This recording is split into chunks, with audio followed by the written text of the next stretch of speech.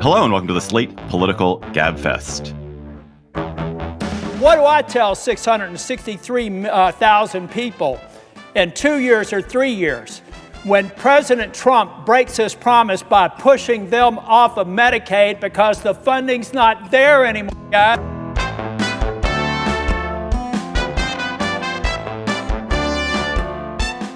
July 3rd, 2025, the Is Trump's Reckless Bill Unpopular edition.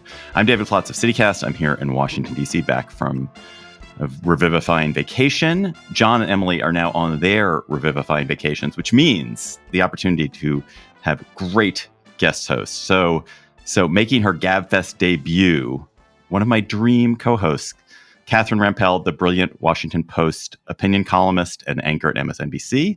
Hello, Catherine. Great to join you. Thanks for having me. And back for more, our former Slate colleague, who is now bringing his laser-like precision and sweet good nature to the bulwark, Will Saletan. Will, so good to see you. You too, man. You're both in D.C. too, right? I'm based in New York, although I'm out of town today. But I always thought you were a D.C. person. Well, you're at the Post. Everybody assumes I'm in D.C. because of the Post affiliation, but yes. And the extremely excellent analysis of economic goings-on here in Washington. This week on the Gabfest, Congress, as we tape, is passing Trump's big bill. I can't just bring myself to say whatever its name is. I can never remember. Big and beautiful. I know those words are in it. Perhaps the most fiscally irresponsible and regressive piece of legislation of our lifetimes, maybe ever. We'll talk about that. Then, two mildly critical of Trump members of Congress announced that they won't run for re-election, even as Elon Musk is dangling the idea of starting a new political party. Is there any space for non-Trumpy conservatives left in American politics? Then Paramount settles Trump's meritless lawsuit against CBS News, alleging election interference in a blatant effort to win FCC approval of a corporate sale. What does this imply for American journalism, the state of American journalism? Plus, we'll have cocktail chatter. Juguemos a Adivina el Precio de Burlington. El regreso escolar significa volver a ahorrar. Traemos jeans para tus niños desde, un momento, solo $11.99.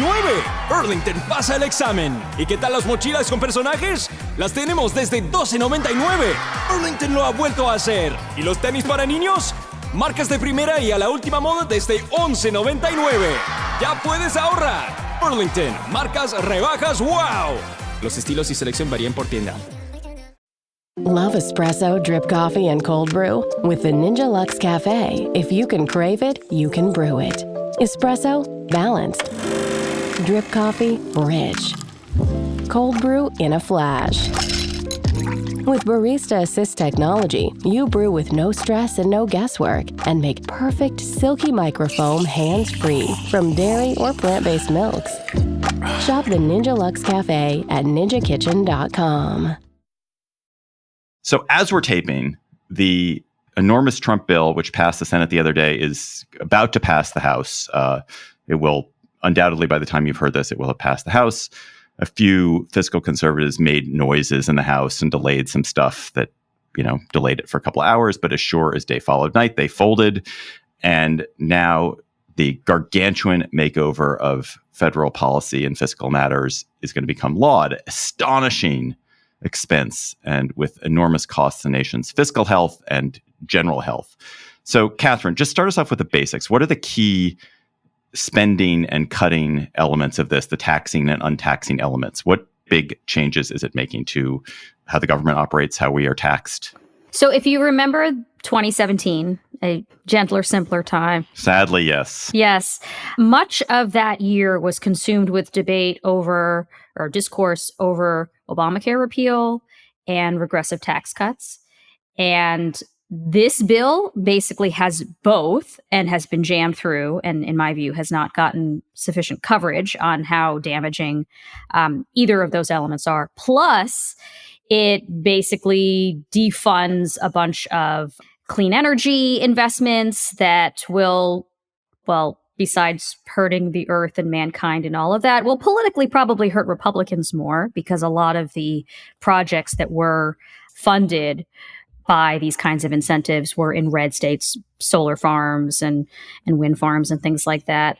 Plus a huge investment in the immigration police industrial complex. I think the last numbers I had seen indicated that there will be more funding for ICE than the entire Federal Bureau of Prisons. It will fund more ICE agents than the number of agents employed by the FBI.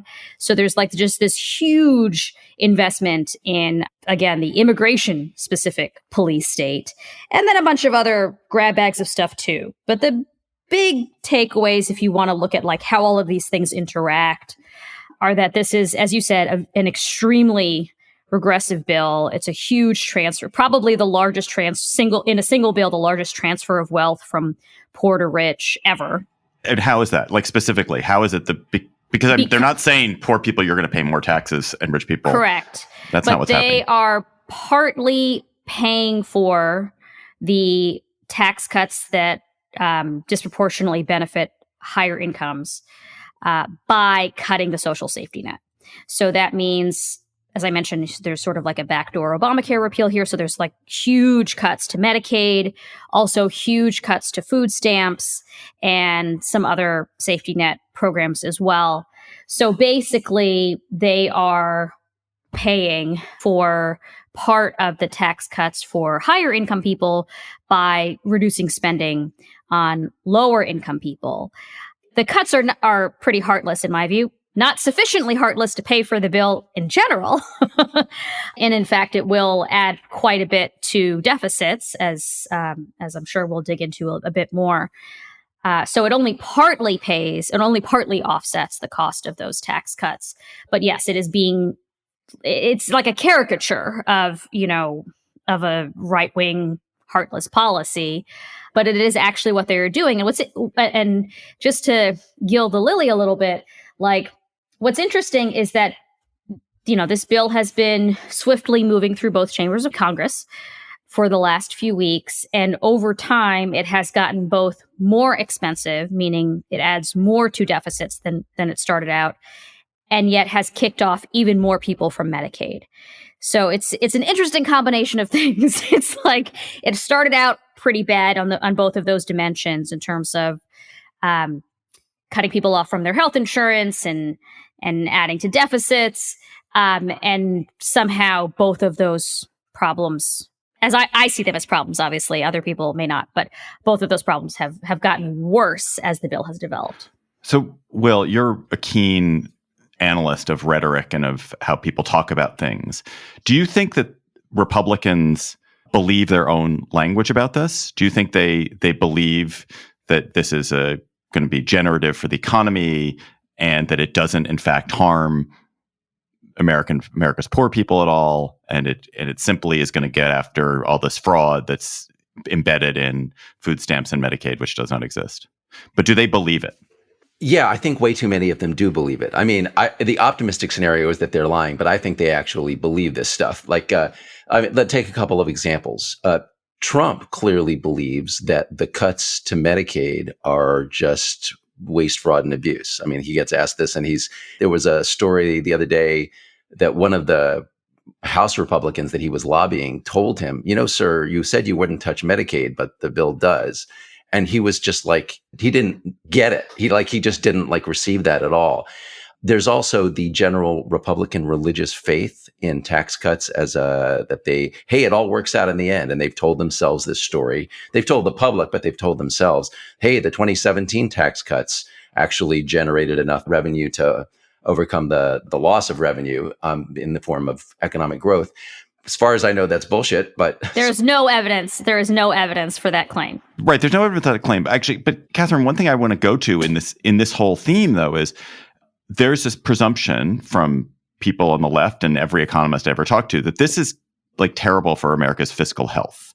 It's just massively going to increase the deficit and the debt, and it's going to, ultimately drive up interest rates. It's going to, impose huge extra debt costs, and that's going to crowd out other investment possibilities.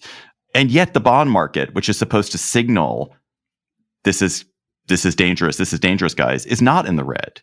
Treasury bill yields are down which Well, indicates that people have slightly more confidence in the fiscal health of the country. Are they all, if it's so fiscally terrible, why isn't the bond market reacting, I guess? I mean, down relative to what, I guess, is the question. You're right that bond yields have not gone way up recently, which I do find honestly somewhat perplexing, but they are up quite a bit since last fall before Trump won the election, and certainly before it looked quite likely that Trump would win the election.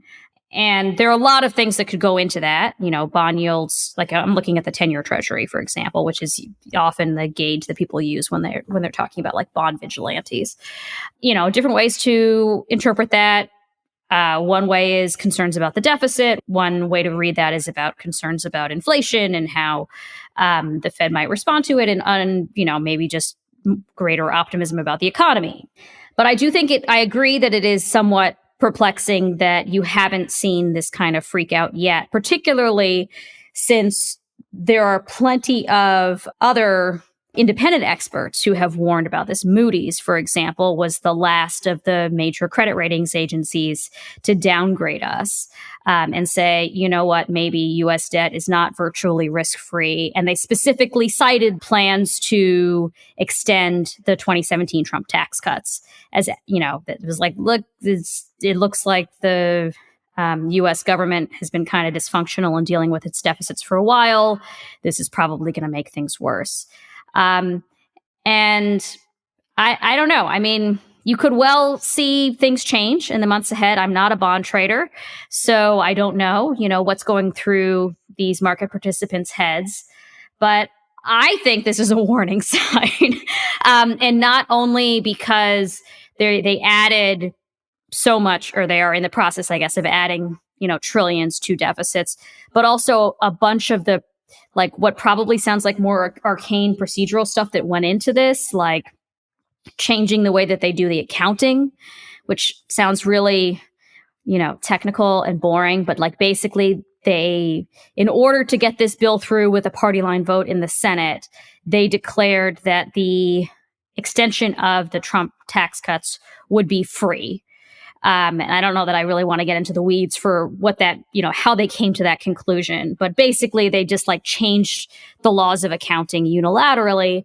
And I think that's a really bad sign for how fiscal issues will be handled in the future. I mean, it's bad for the passage of this bill, but I think it also sets a new precedent for how Congress will deal with really politically challenging questions in the future of, when you have to decide, is this expense worth it? Is this tax cut worth it? How are we going to pay for it? They've basically given themselves permission from here on out to just like never even consider those questions. And so that should be, very concerning to anyone who's thinking about lending us money, which is what we're talking about when we talk about bond markets. So, Will, do you get the sense that this bill will actually be unpopular? I think it's an article of faith. Every time I open The Atlantic, there's like 7 articles about how unpopular this is going to be. But I watch a lot of YouTube, and whenever I watch YouTube, I see tons of ads that are touting this bill, saying there's not going to be a tax hike on you. There's going to be no tax on tips. There's going to be more immigration enforcement. The public doesn't particularly care about the deficit issues. They don't pay attention to that. It's not the fact that the deficit will balloon. They do like lower taxes, even if the lower taxes massively benefit richer people than themselves more than they benefit them. So do you sense that like this actually will be unpopular? Are these cuts going to hit in such a way that people are going to associate them with, oh, this is what Trump and the Republicans did? So it's a complicated question because, well, first of all, this is a terrible, terrible way to make law. They're dealing with so many issues in one bill. That was the whole idea. One big, beautiful bill. And this was a political calculation on the part of Trump and the Republicans that it'd be easier to get this stuff through in one package than in two. My God, listen to what Catherine said. It's got border stuff in it. It's got healthcare stuff in it. It's got tax cuts in it. It's energy stuff. It's all over the place. It's all in one package. So there's tons of stuff in this bill that individual members think is terrible, but they're voting for it because they've got other things in the bill that people like. The stuff you just named, David. The no tax on tips, no tax on overtime. There's like a goodie in there, a tax credit for seniors. there are these little nuggets in the bill. And my fear, David, is that the lack of accountability that is created by throwing everything into one bill, no one's accountable for any one part of it. Hey, I can always point to something else. That's a feature. That's the whole idea, is that Republicans who are voting for really stupid cuts to healthcare, which will be in the long run inefficient, really stupid cuts to clean energy, which will be in the long run inefficient, will get away with it because they will get to say, hey, I got you no tax on tips, got you no tax on overtime. And working people who are getting screwed in other ways will think to themselves, here's $1,000 that I got in the form of the break for overtime or whatever it is. So yeah, I'm afraid that it will not be as unpopular as it should be. So just to play devil's advocate a little bit here on parts of what you said, Will, if you look at the polling on the Trump tax cuts from 2017, which, is one portion of what's in this bill. Again, there's a lot of other stuff too. Those were underwater basically in almost every poll ever conducted, at least the ones that I've seen, like for several years. And in that bill, which did not cut Medicaid, which did not cut food stamps, which did not do a lot of the other things that we're picking on it for, pretty much everybody did get a tax cut. But they didn't like the fact that the rich got the biggest share of the goodies. I think actually Democratic messaging on that was pretty effective in a way that, to me seems not unjustified, but it's like, if people are still coming out ahead, why are they so mad that rich people are doing better? Which I don't think people care about, but I think it was about messaging. So the tax cuts themselves were unpopular. They are going to be in this thing. And I think the narrative on that from Democrats has been pretty strong. I think the weakness for Democrats' approach to talking about this is that a lot of the things that are really bad in the bill don't kick in right away. So the Medicaid cuts, for example, like the Medicaid work requirements, candidly, I don't even remember where they ended up in the final version of the bill because the start date was all over the place in various versions. But it's not immediate, is my point. And they could still kick the can down the road. And, there's a part of me that would really like them to, because I think these are very bad ideas. It still doesn't solve the problem, all the deficit, better to just not do any of it, I guess. But in any event, I agree with you, Will, on your general conclusion, but for different reasons, which is that I am concerned that by the time the really bad stuff kicks in, assuming it actually does, people won't connect the dots with this bill, if that makes sense. Yeah. And it's also, I there's something so deviously wicked about the way these Medicaid cuts are going to happen, which is that they're not like, you can't have Medicaid. It's not you. It's just, we're going to make it much more difficult. And I'm sure, Will, you've thought about this a lot, because this is the kind of contradiction that makes your heart beat. But at the basic approach of conservatives to government is like, we have to get rid of red tape. We got to get rid of regulations. We got to make it easier for people to do business with governments and less government in people's lives. But the idea is that when it comes to poor people, you put in more red tape, you put in more paperwork, you make it impossible for people to do it so that they get deterred and they're like, I can't access my Medicaid, even though I'm entitled to it. I just can't do it because, how am I supposed to get down to this office, which now has half the staff it used to because of other cuts, and wait in line for 6 hours with my 5 kids? How am I supposed? I just can't manage that, and so I am disheartened, and I never get my Medicaid, which I'm entitled to. And so it won't. I think a lot of people may end up feeling erroneously, oh, I didn't get Medicaid, and it's kind of my own fault. Whereas it's an intentional effort just to make life miserable for people and make the process so difficult that they can't do it. And that's exactly anathema to what conservatives say about government and all other aspects of it. Oh, totally. I mean, and that's how you can read what their intentions are, right? I mean, think about voting, for example.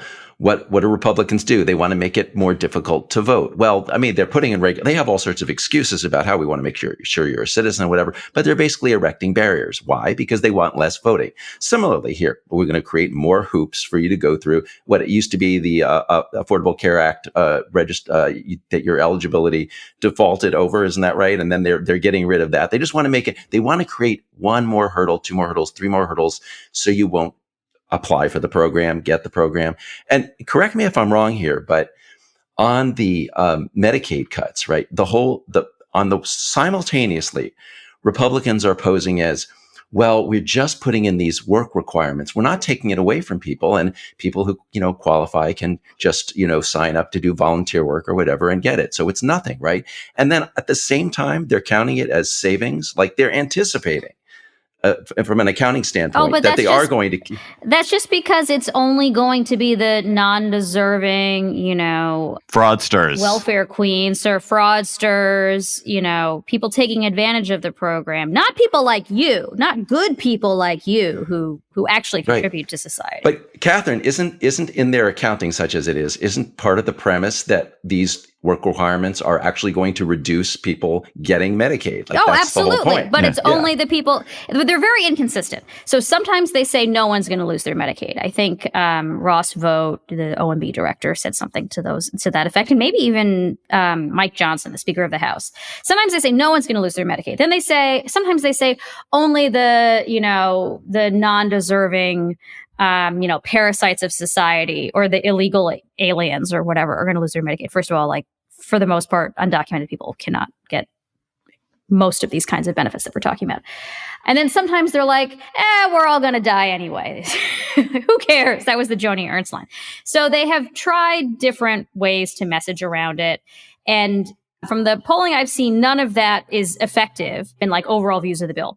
Medicaid work requirements themselves, when people have been surveyed about them in the past, are actually relatively popular. I don't know what they look like right now, because people hear it as why shouldn't Americans have to contribute to society in order to earn these benefits? And I think it sounds like a reasonable question. The issue is that it's like a solution in search of a problem, because most people who are on Medicaid are working, or they have one of the carve out exemptions that even this bill would recognize. So, if you're on disability or you're full-time caregiver or whatever. And if you look at what happened in Arkansas, where they did a version of this back in 2018, 2019, an experiment under the first Trump administration, what they found was it did not help anybody gain jobs. And in fact, but it did kick a lot of people off of Medicaid. And at the time, I did some reporting from Arkansas, including about profiling this one guy who was a plaintiff in a lawsuit challenging the Medicaid work requirements at the time. And he had been working. He had severe COPD, which is a chronic lung problem. And he got confused about how to report his hours. He thought he only had to do it once. So he didn't do it month after month. He was also he had unstable housing, and he didn't have access to a computer, and the way you reported was not mobile friendly. They made it difficult for all sorts of reasons to report. I think the website actually shut down at 9:00 each day. You could not report after 9:00 each day because, the hamsters went to sleep or something. I don't know. Anyway, long story short, he lost his insurance. He lost his ability to continue getting his meds for his COPD. He lost his job. And things only went downhill from there. But this program that was billed as a way to help people get work, in his case, actually cost him his job. And my guess is he's not the only one like that, because a lot of people do need some sort of basic health access in order to maintain their status as productive members of society, whether that's working or volunteering or caring for their grandkids or whatever. Let's close on this topic, Will, with what, if you are a Democrat, should you be saying about this bill and about the policy change it's going to impose that will be effective for you in a midterm election, or get looking ahead even beyond that? Well, the Democrats are saying exactly what Catherine recommends here. They're going with the traditional Democratic message of this bill helps the rich at the expense of ordinary people, right? And it raises the question. I mean, if Catherine's analysis is correct, that we have evidence from the last tax cut bill that this will prove unpopular because people don't like the rich getting more, then there is a possibility, I'm just going to throw it out here, and I don't know whether it's true, but that there will be some kind of restoration of the previous political alignment in which Democrats were the party of working people against the rich. This was very effective for them up through Mitt Romney. And then Donald Trump came along, and he has kind of taken this away. He's got, cultural issues that appeal to the working class and the middle class. He uses that stuff. He has little gimmicks like no tax on tips, no tax on overtime, and they're signaling that we're the party of the Republicans are now the party of the working class. If this bill gets branded effectively, as Democrats are trying to do, as the Republicans, they told you they were different, but in fact, they've gone back to their traditional formula of helping the rich at your expense. Then we can somehow, I think that would be a big boon to the Democratic Party, because they don't have an answer to what they're going to be if it's not that traditional class message. You set the table, put on a playlist, even made the lasagna from scratch. And now you're wearing it. OxyClean Max Force Spray tackles tough, set-in stains the first time. Adulting is hard. Fighting stains shouldn't be. OxyClean Max Force. It's not clean unless it's OxyClean. Eczema isn't always obvious, but it's real.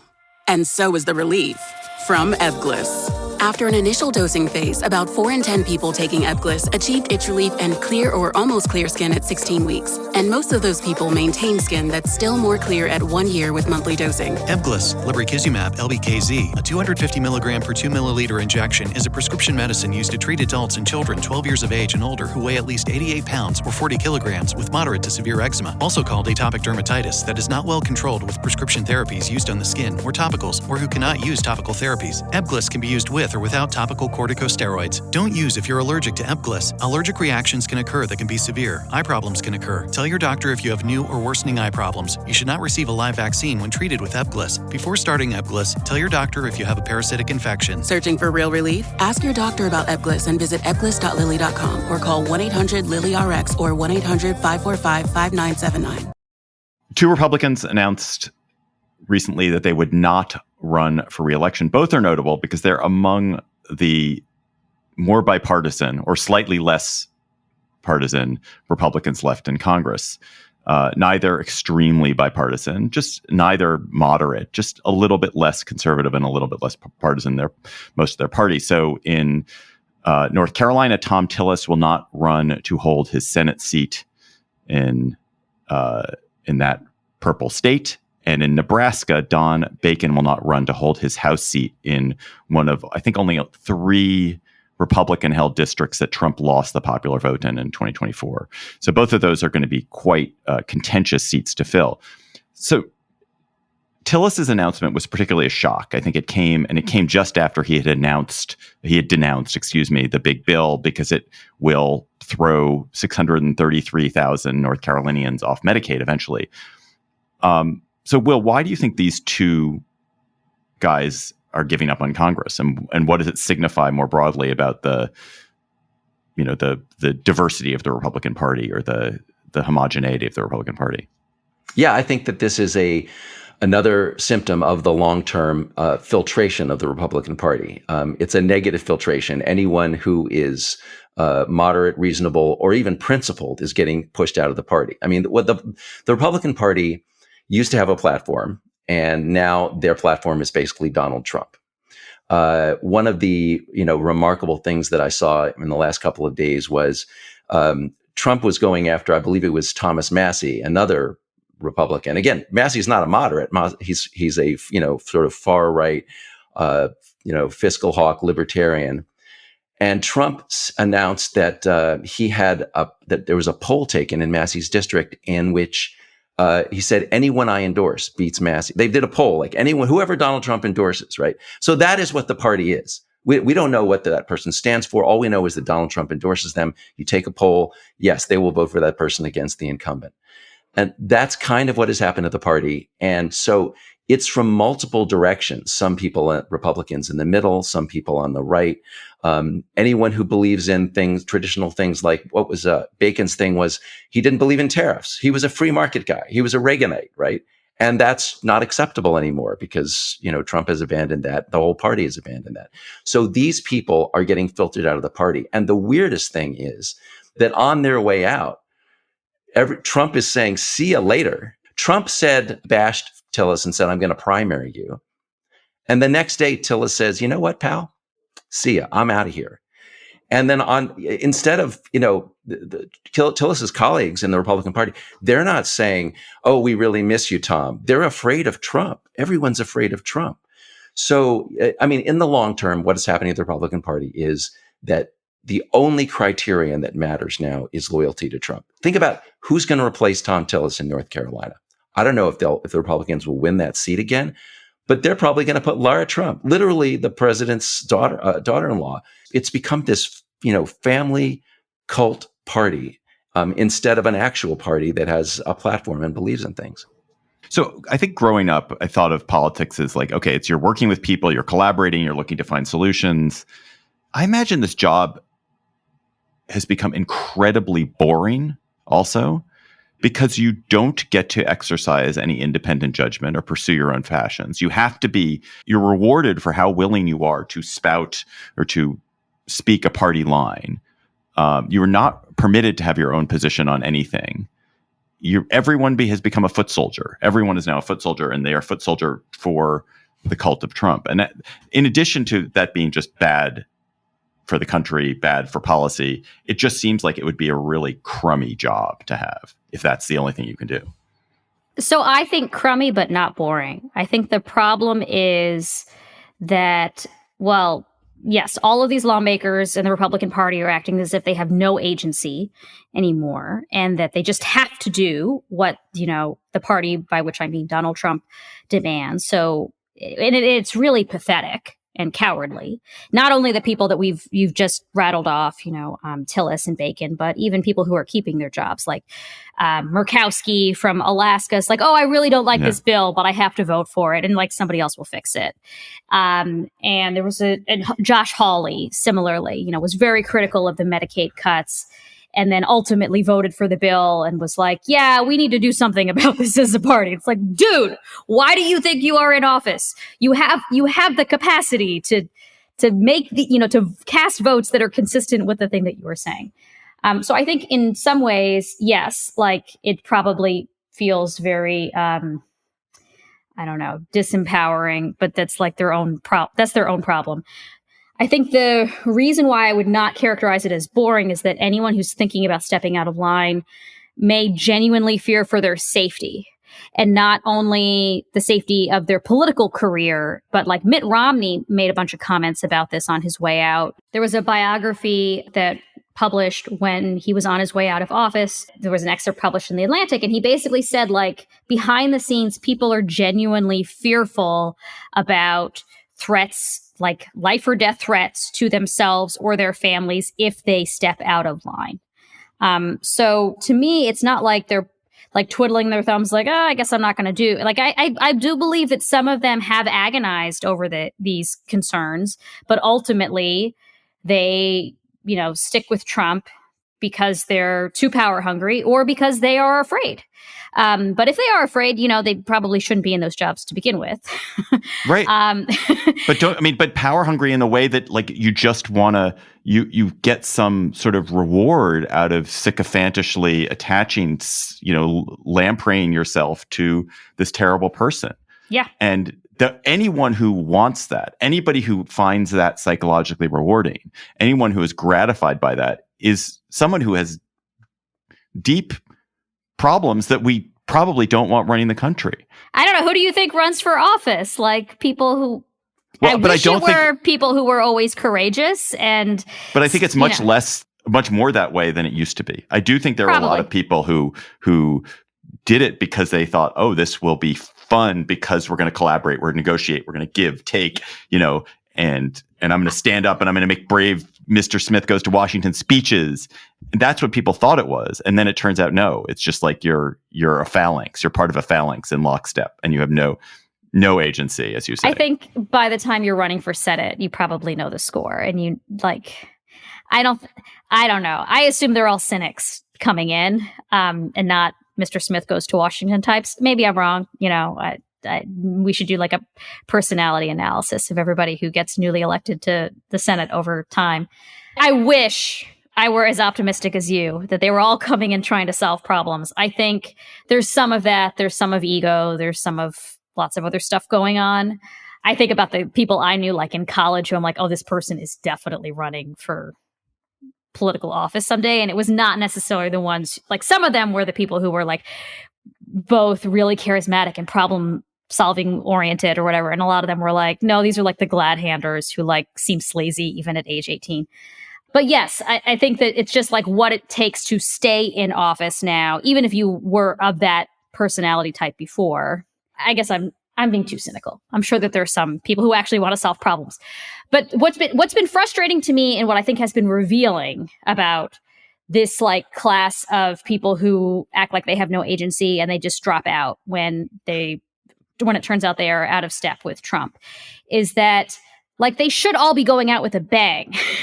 At the point that they're saying, I'm not going to run again, to spend more time with my family, but really it's because Trump has threatened to primary them. Like, why not oppose all of the bad stuff that you think Trump is doing? I'm not saying you have to like suddenly become a Democrat, but like I will be watching, will Tom Tillis criticize Trump on all of the other bad stuff that he's been doing that is not consistent with his own values, whether we're talking about, like dry policy things like trade or like the blatant corruption that seems like it's going on that nobody wants to touch. Previous iterations of this model, people who have left, the Jeff Flakes of the world or Ben Sasses, like, I guess I respect them for, to some extent, standing by their values, but I feel like they were still, or Mitch McConnell is leaving, I mean, he's old and maybe has some other health problems, but like now is the time when you have nothing left to lose to really go at it and say like, I'm ready to go full apostate. And instead they're like, yeah, I'm going to oppose him on this one thing and then not run again. It's really hard to be an apostate. I got to say, it is so depressing that these people who have been written out of the party, their response is to just go do nothing. And I don't mean nothing. I'm going to go spend time with my family, says Don Bacon, right? Like Don Bacon was trying to pass legislation to take back power over tariffs for Congress, right? It was an anti-authoritarian move. It was a Reaganite move, right? It was correct, constitutionally correct. He's now just going to leave. What is Ben Sass doing? He went and ran the University of Florida. What happened to Mitt Romney? Where are these people going? They just disappear from political life. It's the best lack all conviction. Why aren't they doing something to fight this ridiculous takeover of the conservative party in this country that has made it and the entire government dysfunctional? And the fear part of it, I mean, if Catherine's right, and I think she is, that there's a lot of like physical fear that these people have. Like, I'm sorry, you can't just like go play golf if that's the reason why you're leaving, right? Why you can't have your job anymore. I mean, I don't know. I mean, you guys are very harsh. It is really hard. It's really hard to be an apostate. It's really hard to give up all your sort of connections and social relations and to be disavowed by people and shunned at your church. I mean, you read like what David French writes about what it's been like for him. It's incredibly unpleasant. It takes a remarkable act of will to do it. And how many people can you cite who have done this? I mean, Liz Cheney, what would you say about Liz Cheney? She's an exception, I would say. But wouldn't you just say now, though, Liz Cheney, she had a good 2023, 2024. Now she's just a quitter, Will, by your standard. She's like, where's Liz Cheney now? I expect more of people. First of all, David, I don't mean to isolate these legislators who are leaving, right? I've got plenty of blame to apportion to us, to the voters. A party that becomes a cult and that says, screw you to legislators in purple districts like the Nebraska district where Bacon's leaving, in North Carolina, those are swing states. Like, if we don't punish that party for its cultishness and its bad policy, that's on us. I mean, at the same time, if you ran for those jobs, if you ran to be a senator or a congressperson, you shouldn't treat it like a podcast, like you're there to talk. You're there to like appear on, on C-SPAN or whatever. Those damn podcasters. Yeah. Good for nothing. It's a job. You ran to be a leader. Okay. Lead, do what a leader should do. And that means, you take some risks. And I'll grant that our system if we are driving out people who could be the leaders, and we're being replaced by people who just want to do, the Matt Gaetzes who just want to like yap and talk to their base and develop an audience, well, then we need to rethink our whole system because we're cultivating the wrong people.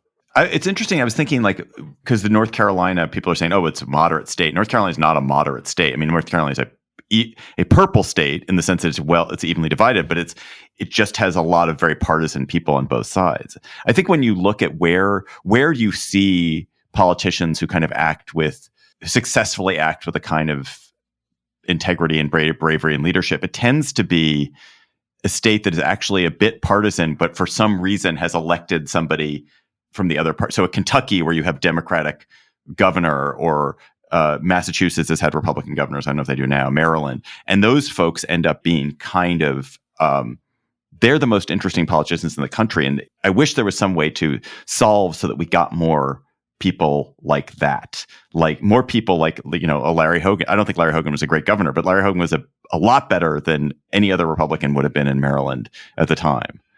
Can I just throw in one personal story here about Larry Hogan? I voted for the Democrat in 2014. I voted for Larry Hogan when he ran for re-election. I thought he'd been a good governor. I thought he meshed well as like a counter to the Democrat. I mean, it's a Democratic run state, Maryland. And then Larry Hogan has to leave and he runs for the Senate. And people came to my door. I'm a Maryland voter. Can we vote for Larry Hogan? And I'm like, no, I will not vote for Larry Hogan to be a senator, to be part of this Trump cult in the Senate. Like, he totally loses his value as a moderate if he's just going to fall in line the way all of these Republicans are falling in line with the one big, beautiful monstrosity. So I have often wondered how much the evolving media environment plays into or exacerbates a lot of the problems, David, you were bringing up, which is that there are some, even though I was like dismissively writing off all politicians as scumbags or whatever, I don't actually think that. There are some really good, thoughtful people in the Senate and in other major political offices, but they are not necessarily rewarded for the things that at least I as a voter think that they should be rewarded for, because they're like actually doing the hard work, coming up with policy solutions and figuring out how to work with the other side, and like things that maybe fit your Mr. Smith Goes to Washington model of the kinds of people we should be getting into office, because they're boring. That stuff is boring. And the way you get media attention today, whether we're talking about like traditional linear cable or going viral on the internet, is by like being exciting in some way, being, whatever the equivalent of a Matt Gaetz is, Matt Gaetz like sort of became an influencer.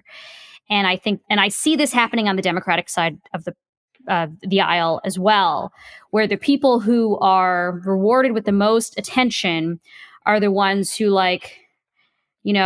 use swear words about Elon Musk or Donald Trump, which may be justified, but but I don't think are necessarily the most, that's not the most constructive thing politicians can do. And I'm sure that's always been the case to some extent, that the boring work of designing a child tax credit that functions well and helps poor babies or whatever. I'm thinking of Michael Bennett. You're subtweeting Michael Bennett. I am subtweeting.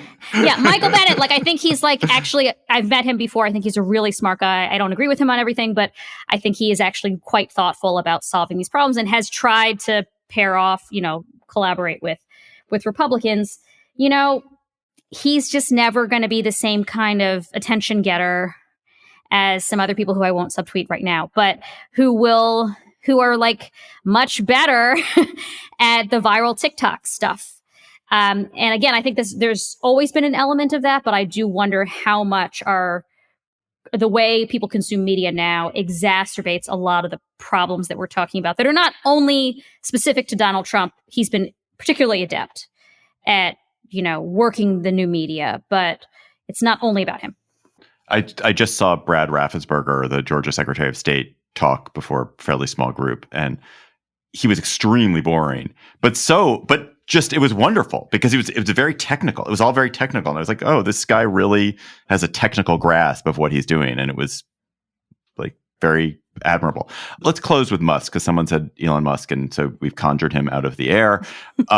So Will, Musk, who's disheartened by the big, beautiful bill and the spending in it, and probably the fact that it gets rid of a lot of tax credits and benefits that his companies have taken advantage of, says he's flirting with the idea of starting a political party, the America Party or some such like that. A, do you take this talk seriously? And B, is there now space for a third party in American politics, and where would it live? Would it be a libertarian party? Would it be a socially liberal, fiscally conservative, like a Mike Bloomberg party? Where would it even run candidates? It's always been a pipe dream, but people love to talk about it. First of all, I don't think Musk is going to accomplish. I mean, I think Musk might do for, third parties what he's done for Twitter, which is he's not very good at running things. Let's just put it that way. Musk started with he was attacking the big, beautiful bill. He said, I'm going to primary anybody who votes for this thing. And then immediately followed by, I'm going to start a third party. Why? Because you can't primary these people. It is the Trump party, right? So yeah, you would want something that is not the Trump party, but also not the Democratic Party. The problem, in my view, is if you take seriously the threat presented by the Trump party, your job is not to go create a third party. Your job is to form a coalition.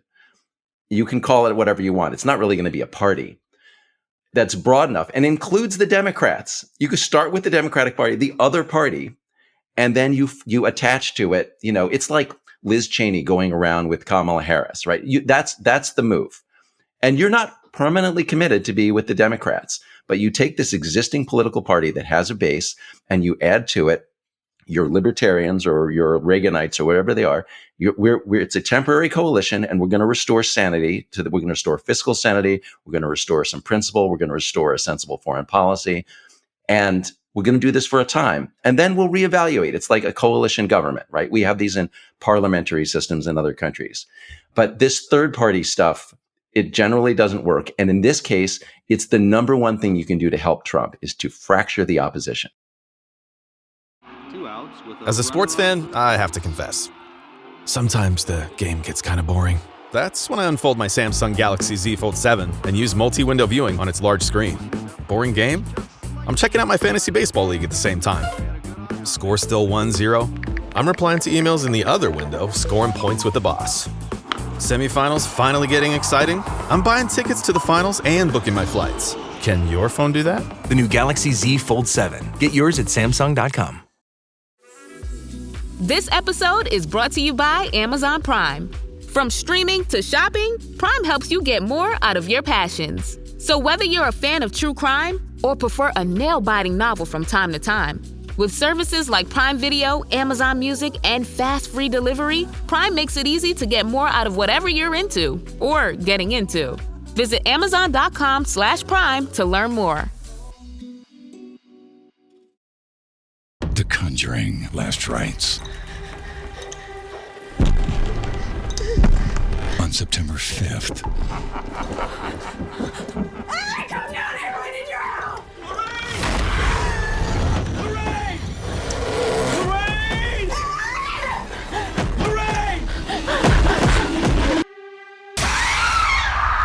The Conjuring Last Rites. Only in theaters September 5th. Rated R. Paramount, the parent company of CBS, will pay $16 million to lawyers and to the Trump library to settle a completely meritless lawsuit from President Trump stemming from a 60 Minutes interview with Kamala Harris that ran during the presidential campaign. He alleged, the claim is not really a libel claim. It's some form of election interference. I'm not even sure why it's a tort, honestly, but I'm not a lawyer. Paramount now joins Disney, ABC, Meta, and X as the latest media company to fork over money to Trump in the face of an astonishingly weak legal claim. So, Will, what were they accused of doing? What was Paramount, CBS accused of doing? Why did they settle it? I can hardly get into this because it's so stupid, David. 60 Minutes did an interview. 60 Minutes is part of CBS, part of Paramount. They did an interview with Kamala Harris during the campaign. She gives an answer. The question is about Israel, Gaza, Netanyahu. She gives an answer. They take her answer. Part of the answer they put in the edited version that's on 60 Minutes. Another part of the answer they put in on Face the Nation. So Her answer is there. It was her answer to this question. Trump portrays this as some kind of deception. Like the whole thing is there. It's in different places. And by the way, this kind of editing goes on all the time in video interviews. This is normal. So the claim is that this is somehow deception and election interference because Trump wants everything to be about how the election was stolen from him. So as you said, it's meritless. There's also like a First Amendment defense against it. But the First Amendment defense is only of interest to journalists. It's of interest to the people who worked at 60 Minutes at CBS News. Those executives have left. They're not apologizing. They're leaving the company. The company itself is run by the corporate types, and they've got a merger pending before the FCC, right? So this is a straightforward business transaction by the parent company that controls CBS and 60 Minutes to pay off Trump, just like giving to the inaugural fund, right? And so you can call it bribery from their point of view. You can call it extortion from the point of view of the Trump administration. And the journalists basically get screwed. So it's, in my view, this is the corporate parents of an institution that needs to be standing up to Trump, namely journalism, selling out the journalists. So I looked up what Paramount owns. So it does own CBS News. CBS News, the list of what Paramount owns on Wikipedia is like a mile long. CBS News is one line in there. They own Republic Pictures. They own MTV, Comedy Central, Pause Inc. They own Awesomeness, and on and on and on. And so obviously, Catherine, the people at Paramount were like, well, we have a really big business to run. We really need to protect it. We don't want to lose our local TV licenses. Let's get rid of this troublesome priest aspect of it, right? Yeah. Honestly, the whole thing just makes me very sad. And I understand from like a bookkeeping perspective, what you just laid out, that this is a small line item for them. And that the kind of traditional, hard-hitting journalism doesn't have the same cultural impact, doesn't have the same financial impact, for that matter, as maybe it once did. And so it doesn't feel like it's worth defending, given all of these other business interests. So rationally, I understand what they did. The problem is, obviously, without these kinds of institutions being defended, whether we're talking about journalistic institutions, like really gems of journalistic institutions like 60 Minutes, or other kinds of institutions falling in line or being sold out. These are just more and more guardrails, right, that will not hold in a president who has authoritarian tendencies. Tendencies is even like underselling it, but it makes me sad, and I don't know that I have a lot more to add beyond that, except that like not only is it sad that like individual institutions are caving, but then what signal does it send to others that are not as well resourced, right? Like if a Penn or a Harvard or, to go into a different industry, if they cave, what is that signal to other universities that are also in the crosshairs that are not as famous, that don't have the same legal team or resources at their disposal? Similarly, if you're not 60 Minutes, if you're a little newspaper, little local TV station, what does that tell you? It's like, well, if they couldn't fight it, why should we? Can I add one thing to that, though? Absolutely, that Catherine's correct. It leads others to cave. It also does something else that's deeply insidious, and that is it helps Trump and the Republicans spread their false narrative that Trump has been wronged. And think about like all the law firms that settled with Trump. Mm-hmm. They didn't acknowledge doing anything wrong, but Trump went out and said, see, they paid me all this money. That shows that they were wrong. They were cheating, that they were trying to hurt me. And this is going to be exactly the same. He's got this lie about that this was election interference, this editing of this interview. He lies about exactly what happened in it. And when Paramount pays him, Catherine's exactly right. It's a financial transaction. It's like 0.2% of the money that's at stake just in the merger that they're trying to get from Trump, right? It's nothing to them. But Trump is going to take that money and say, they paid me because they're admitting they were wrong and that they tried to steal the election from me. And I think that you have a civic responsibility as the owner of a media operation, even if it's a small part, not to help the president do that. Yeah. Well, but you also have shareholders to answer to. I mean, it's like an amazing corporate governance issue. I'm a CEO of a company. I'm like, I am glad that I have not had to face an issue like this, because I think there's a very strong argument to make that from a corporate governance perspective, they had to settle this lawsuit. They had to do it. Like they would have faced shareholder lawsuits from the other direction had they not settled it.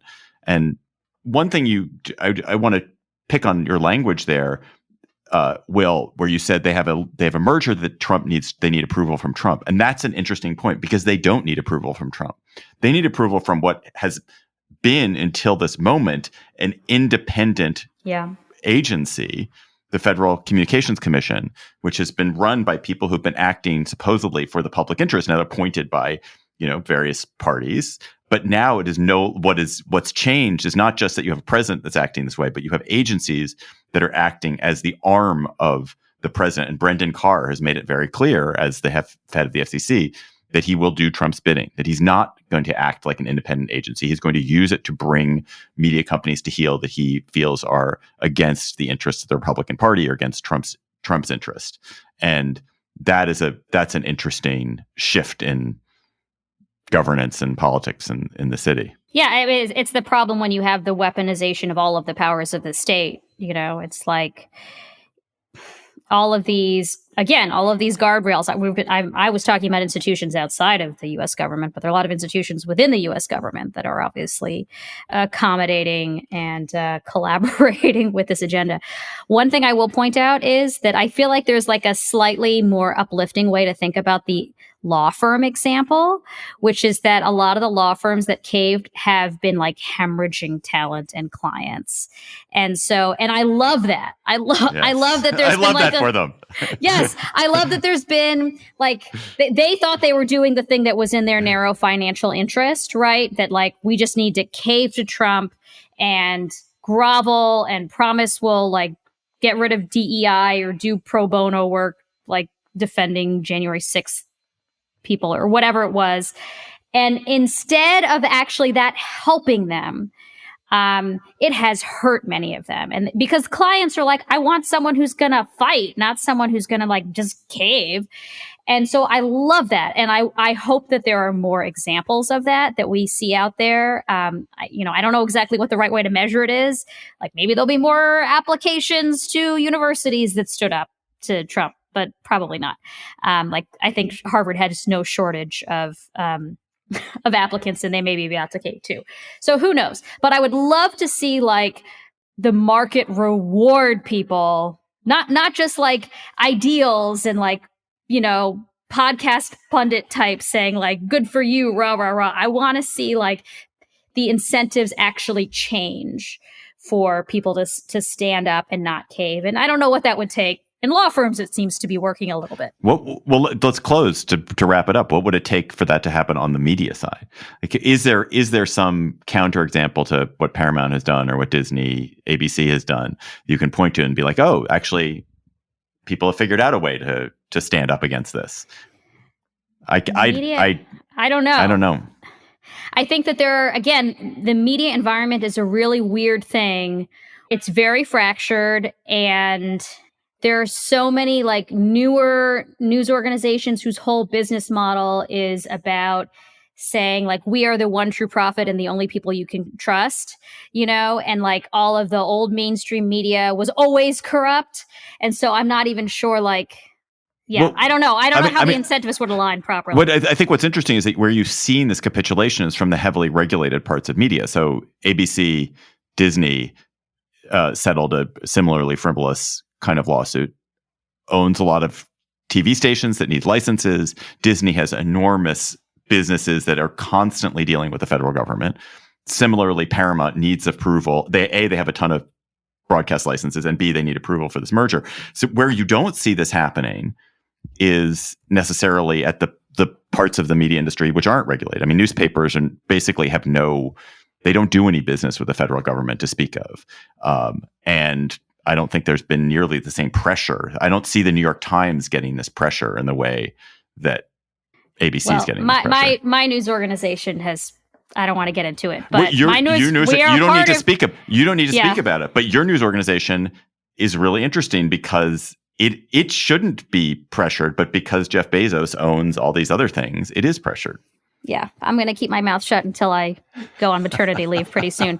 But it is a different set of considerations, and in a different era when news organizations were much more profitable in their own right. Which you can say is good or bad for the news consumer. Now we have a lot more competition, obviously. I think it would have been harder to exert this kind of pressure.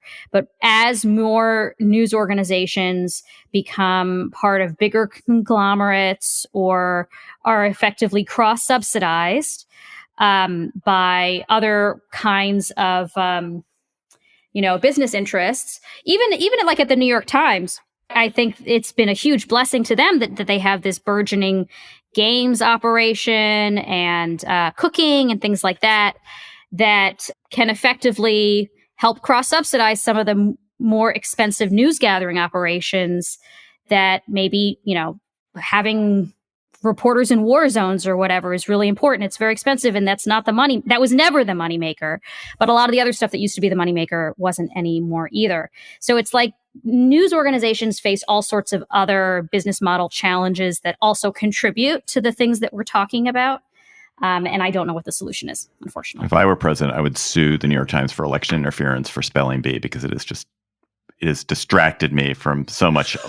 I would have won the presidency, but for spelling bee. All right, let's go to cocktail chatter. Will Saletan, when you are sitting back with all the little Saletans who are no longer little and discussing something that has caught your eye, what will it be?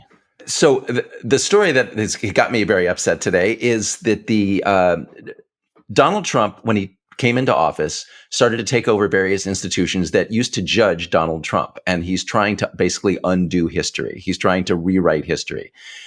He's trying to rewrite the 2020 election. He's trying to, he pardoned the January 6 people and fires the prosecutors and tries to cast them as the bad guys. The latest thing is Russian interference in the 2016 election, which Trump has always said is a hoax. And now he comes into office, and the first thing he does is he has his handpicked CIA flunky, John Ratcliffe, do a review of this CIA document published in 2017.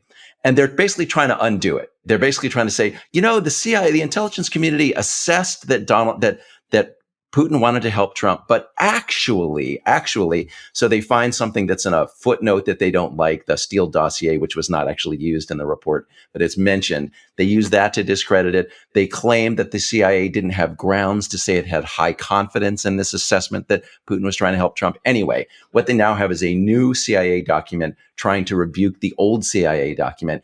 And I just wonder how far this is going to go with a president who's got another 3.5 years to try to rewrite the history of all the evidence against him. Oh, God. Catherine, please have a less grim, same topic. Chatter. So I saw something a day or so ago about how Trump is launching a new line of fragrances. And which, like, in a different universe would be kind of like he's like shilling them from the White House. In a different universe, this would be like horrifying and like, what a terrible sign of corruption that he's trying to make money, off of his office, except he does this all the time, obviously. And now we're kind of inured to it. Whether it's like selling his meme coins, or anything else that are probably much more profitable than fragrances. But I'm just very curious what the Trump fragrance smells like. Aren't you? God. Like, what does it mean to smell like to want to smell like Donald Trump? I don't know. Does it smell like coal and like the sweat of the common man, or bronzer? I don't know. I feel like I'm not going to. I bet he's a very clean man. I bet he is somebody who showers a lot, because he seems like he's probably germphobe, so I bet he's very clean, and I bet he smells okay. I bet he smells good. He probably smells like hairspray, would be my guess. But I don't know. I have not gotten close enough. Well, I don't know if you remember this, Will, when in the early days of Slate, there was a Korean company that made, when we were still owned by Microsoft, there was a Korean company that made a line of clothing inspired by Bill Gates.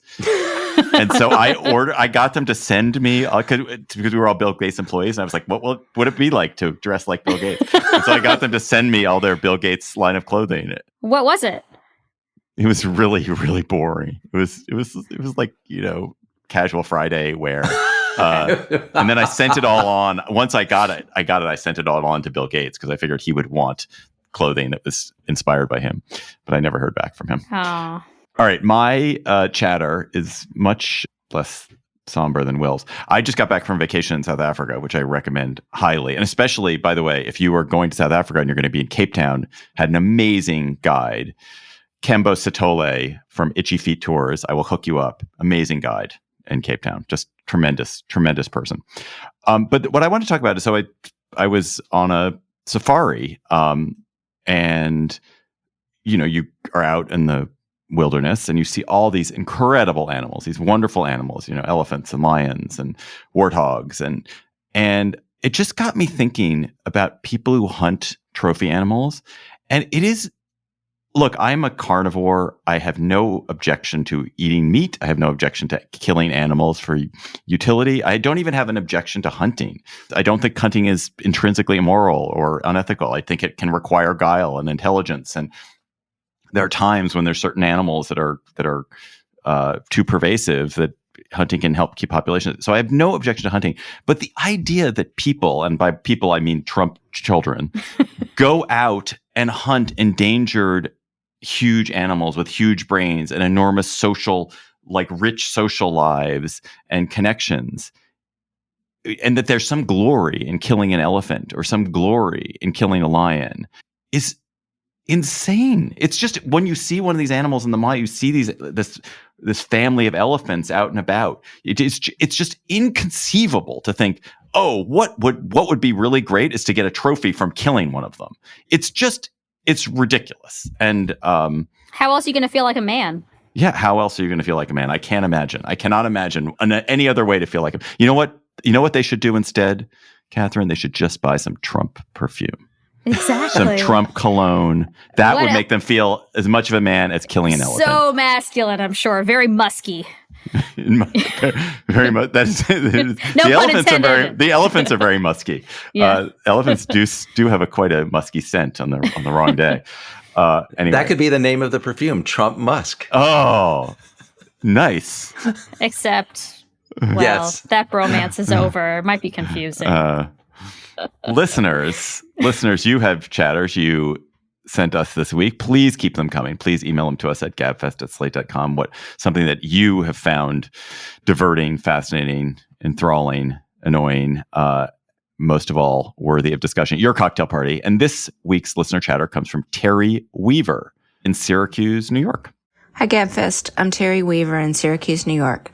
My chatter is about Mike McMahon, a fifth-generation dairy farmer in Homer, New York, who explains how farmers like him evade immigration laws to build the workforces who are putting affordable milk in our grocery stores. This story from Syracuse.com takes you inside Easy Acres, where 13 of the farm's 16 workers are here illegally. The story shows how farmers are often compliant in this form of human trafficking, looking the other way to hire reliable workers to do farm jobs that none of McMahon's kids or neighbors want to do. In other parts of the country and other parts of New York, Mike's openness about his workers would prompt interest from ICE. But in Homer, where voters supported President Trump, the cops are on Mike's side. After Trump won, Mike brought together the region's top law enforcement officers, and they agreed not to call Border Patrol. Mike has a solution. He's testified before Congress asking for a 3-year visa for immigrants on farms and in other industries. This work by my colleagues, Michelle Breidenbach and Scott Trimble, exposes the contradictions of an immigration policy that ignores economic realities and possible solutions. Thanks again for highlighting the work of local newsrooms. That's all for our episode this week, but we also have a bonus episode in your feed. We're going to talk about why so many more Americans no longer feel proud to be American. But that is just for Slate Plus members. Slate Plus members get lots of great stuff for their subscription. They get bonus episodes. They get special discounts to live shows. They never hit the paywall on the Slate site. And we always do a bonus episode for Slate Plus members. But you have to be a member to hear our thoughts on why so many Americans no longer feel proud to be American.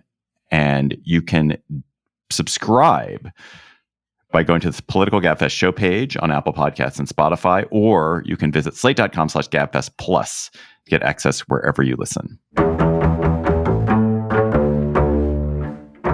That is all for our show today. The Political Gabfest was produced by Kevin Bendis. Our researcher is Emily Ditto. Our theme music is by They Might Be Giants. Ben Richmond is Senior Director for Podcast Operations.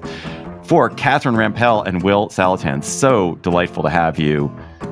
I'm David Plotz. Thanks for listening. Emily and John and I will be back next week. I think Emily and John and I will be back next week. I'll be back next week, that's for sure.